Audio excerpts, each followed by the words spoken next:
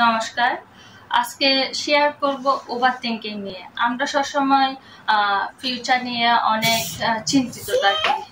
আমরা ফিউচার নিয়ে চিন্তা করার ফলে আমরা আমাদের বর্তমানটাকে আমরা ভালোভাবে এনজয় করতে পারি না। এই ক্ষেত্রে আমি একটা সমীকরণ আপনাদের সাথে শেয়ার করব। আপনার বর্তমানের ভিত্তি হচ্ছে আপনার অতীত, আর অতীতের আর ফিউচারের ভিত্তিটা হচ্ছে আপনার বর্তমান। তো আমরা কি করি, আমাদের অতীতের ব্যর্থতাকে আমরা সবসময় আগের ধরি, ওটাকে আমরা মনে করি, আফসোস করি, হতাশ হই।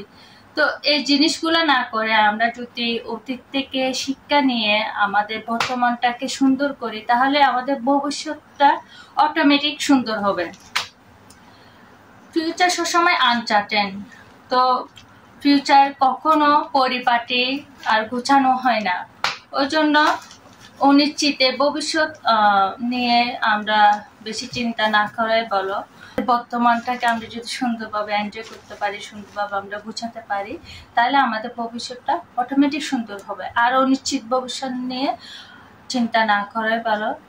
তো আমি বলবো, never overthinking about your future, and don't hold your past, only focus your present.